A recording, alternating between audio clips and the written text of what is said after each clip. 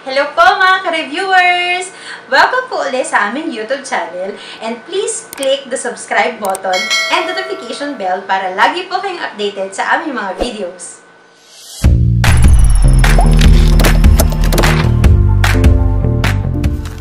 At sa episode na ito, tatawagin namin siyang Family Recipes episode.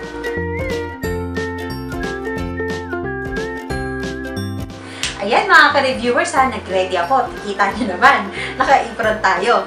Ang lulutuin natin ngayon ay special puto cheese.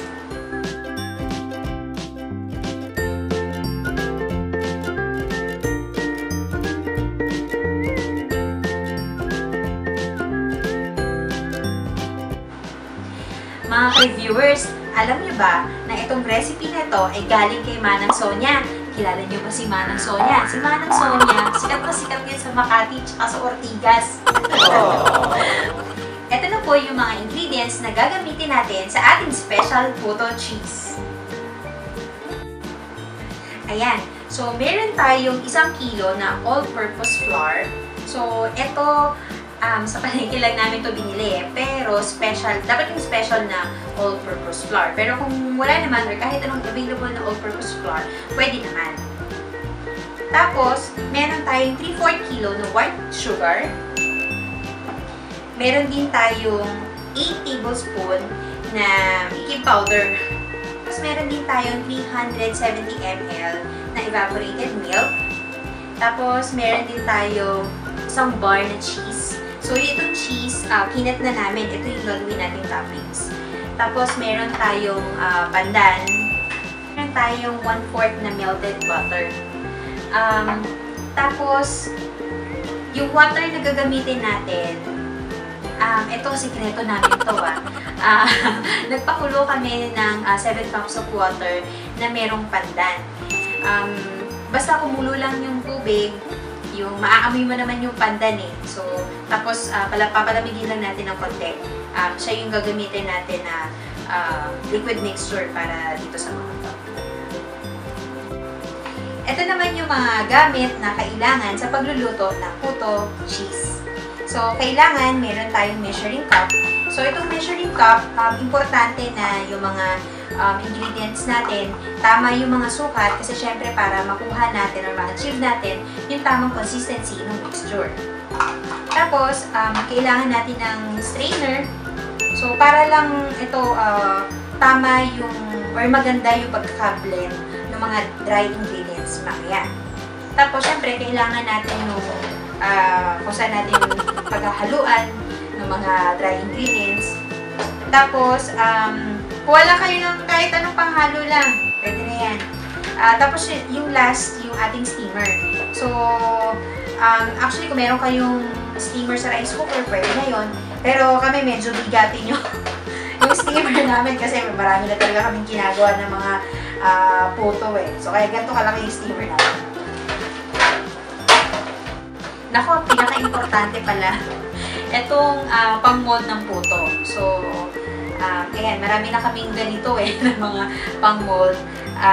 Siguro ito yung medium size, no? Or yung normal size ng pang-mold sa puto. So, ito, kailangan natin ito. Kanina, diba, sinabi ko na yung pandan, pinakuluan namin sa tubig. So, dapat ganito yung maging itsura ng pandan. Tapos, iiwalin na natin yung pandan, no? Tapos, yung tubig, hayaan lang natin na medyo mag-cool down bago natin ihalo mamaya dun sa mga ingredients. O, yan. Uunahin na natin yung ating mga dry ingredients. So, unahin muna natin itong all-purpose flour.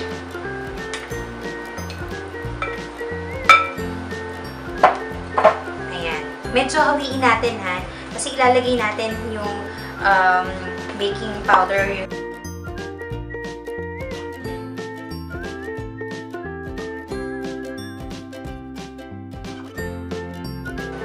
Yan, isunod na natin yung white sugar.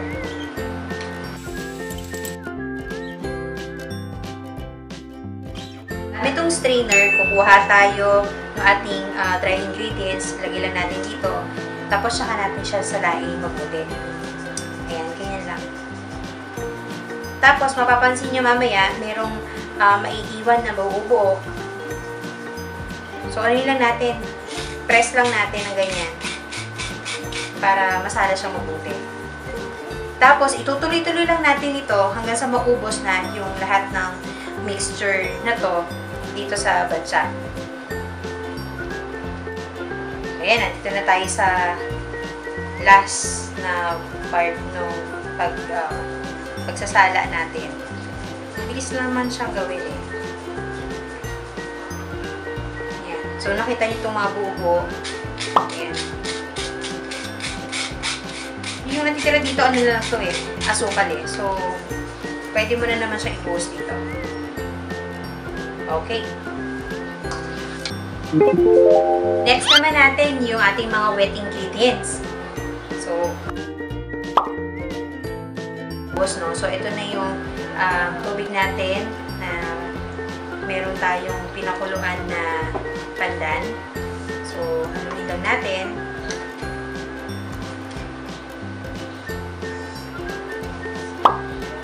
Ayan, ibuhos na natin yung tubig. Actually, pwede mo na namang ibuhos na lahat. Ayan. Tapos, pag hinalo natin, dapat isang way lang siya. Okay.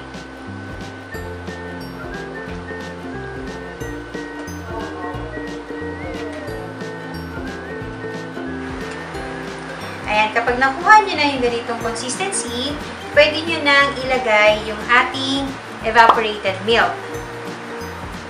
Okay. Tapos, pwede nyo nang ilagay yung ating butter. Ayan. Haluin lang din natin yan. Tapos, mamaya, sasalain pa natin para mas pinong-pino. Ayan, ngayon naman, sasalain na natin. Kagaya lang din nung kanina, so yung mga buo-buo, haluin mo lang siya. I-press mo na lang dito. Ito na yung mixture natin kanina. So, tingnan niyo yung, wow, ganda oh. Wow! Pagkasala natin kanina. Ayan. Sobrang ano na to. Pinong-pino. Ayan. So, gamit yung molde na to. So, kuha lang tayo. Lagyan natin dito. Huwag mo nang kapunuin. Tapos, lagay ka lang ng cheese. Actually, masarap maraming cheese eh. Tapos, lagay mo na dito sa steamer. So, lahat yan, gagawin natin.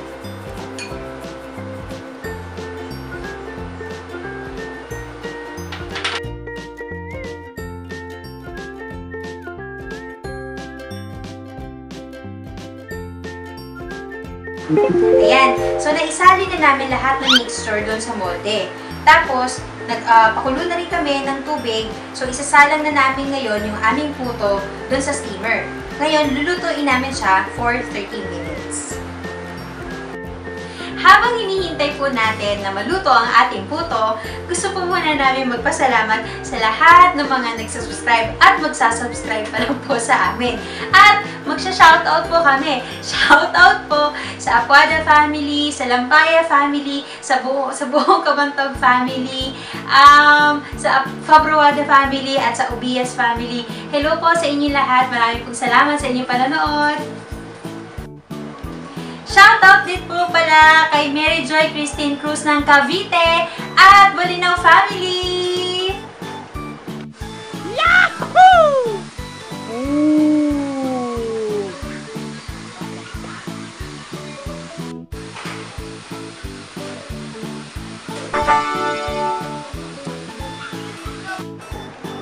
Ayan, so hinangon na namin to. Ito yung itsura niya. Tapos, i-cool down lang natin siya ng mga 5 minutes. Tapos, pwede na natin tanggalin.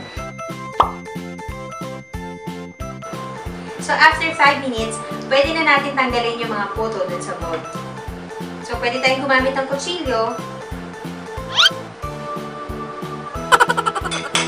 Ayan. Ayan. Malinis yung kamay ko, ah. Eto na! Titikman na natin yung ating niluto na puto. Subukan ko ha. Unahan ko na kayo.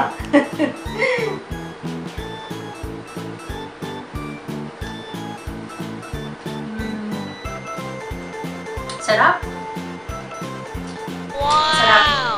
So, pwede nyo itong subukan. Mura lang naman yung mga ingredients at mabibilis lang naman hanapin. So, ang sarap. Mabilis lang naman gawin, di ba?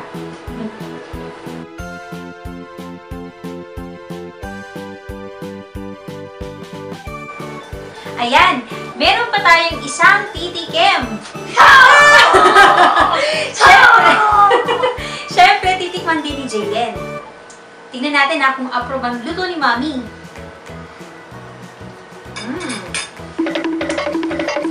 Masarap ba, Jayden, ang luto ni Mami? Masarap kaya? Ang sarap! Maraming pong salamat sa inyong oras na ginugol para mapanood ang video nito. At sana po abangan niyo pa po yung mga susunod pa naming video. Muli po, ako po si Eden. Kasama si Jayden. Please do not forget to like and subscribe. Thank you for watching!